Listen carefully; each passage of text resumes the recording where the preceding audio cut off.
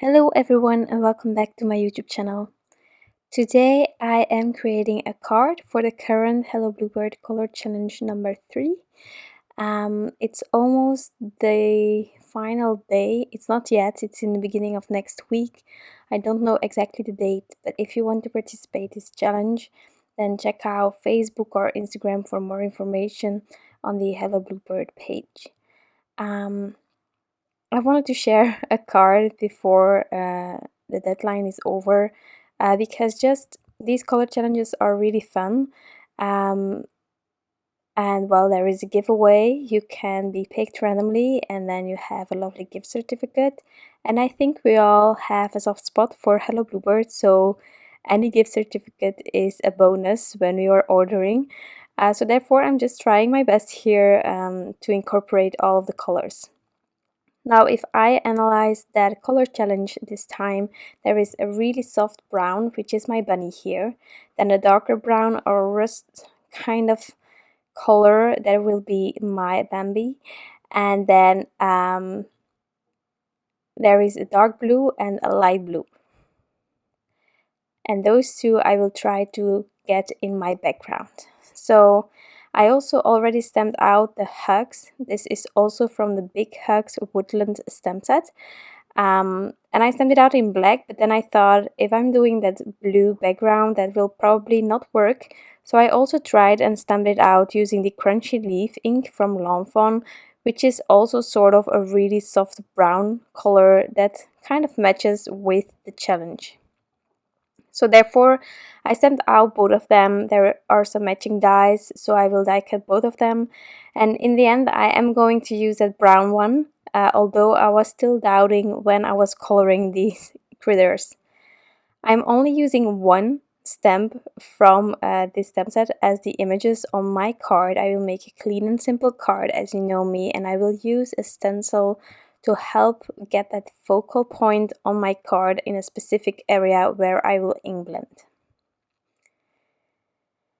So here and there I'm just correcting any mistakes that I made with my colorless blender. Also the dots on the deer I will later on use a white jelly roll pen to get them white again, but while coloring I noticed in the past that it just is too hard for me to take the time to go around those little dots.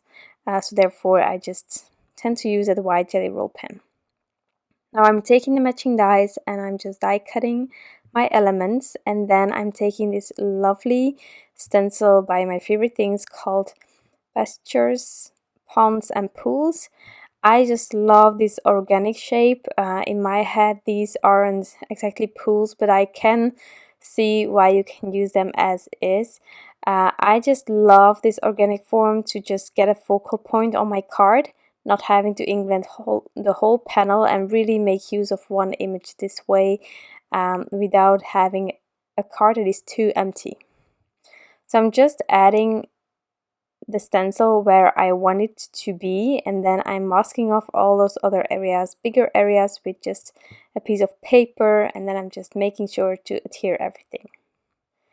Now originally when I looked at the challenge, I thought with the light minty kind of blue color that it would be perfect to have the sea gloss, but while I started blending I thought this is just too green, so I will add Aqua Sky as well. And then the darkest color for me, it really looks like this Peacock, but how it is on the lid of this ink, and so on the paper it turned out quite a bit softer, so that's why I also took that Midnight Sky to really help me darken the upper part of my stenciled background here. Now there are two colors, but of course I'm going to get that gradient, so there will be a bit more blue going on, but I think both colors are really well represented. So that's all it's about, just trying to just create something your own with this challenge. And I really love how these inks turned out. I haven't ink blended a lot with my Concord 9th inks.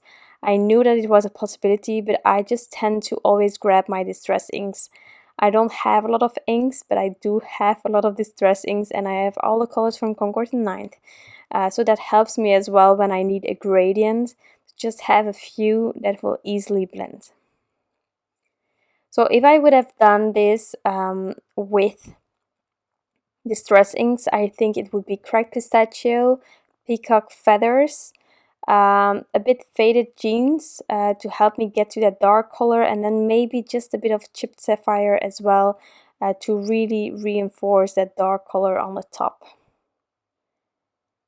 And then once I'm happy with the transition I get, I just remove the stencil and then I have my background. So now it's time to test again whether the idea still sort of works. And immediately it was clear that that black wasn't going to work. So I was really happy with the brown hugs. It worked really well in my opinion with that blue. And then here I'm making sure that those spots on the deer are white.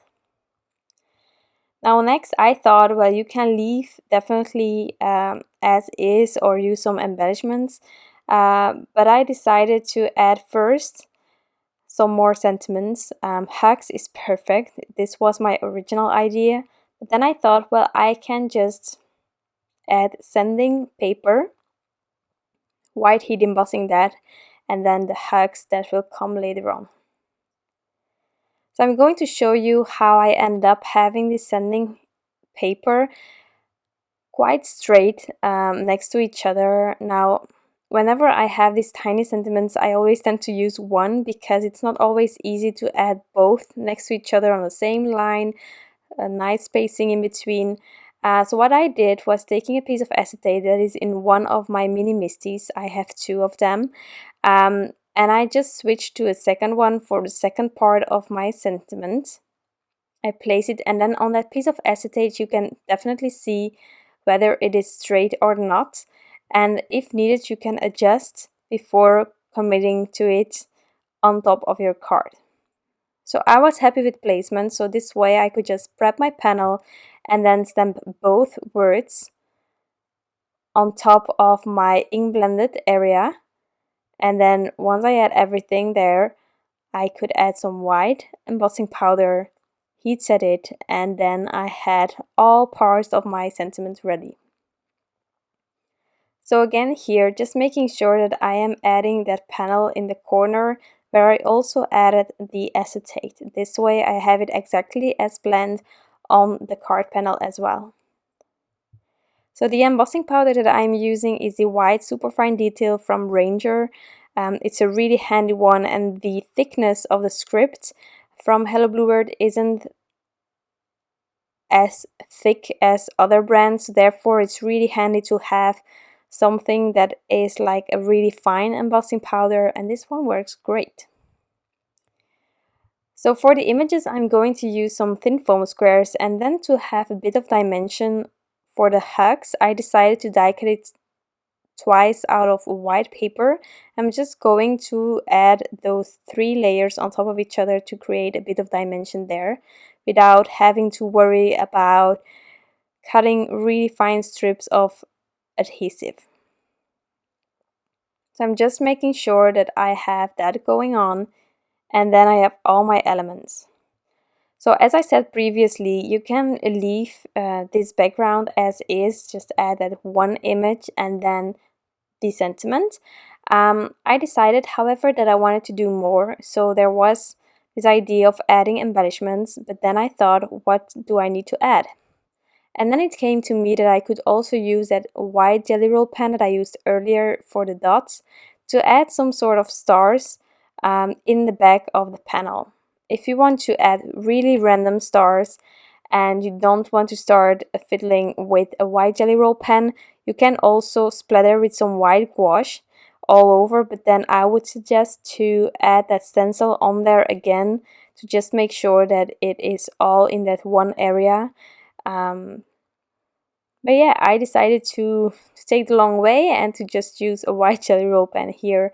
Also some bigger stars, some smaller ones, and then several dots randomly all over in this area. And that is actually my card for today, a really simple one. Again, this one is for the Hello Bluebird Color Challenge 3. So if you want to participate, definitely do. I just adore this color combination. I hope that you enjoyed this video and of course that you like the end result. Thank you so much for stopping by and taking the time to watch this video. I truly appreciate you being here. I wish you all an incredible day and I'll be back soon. Bye!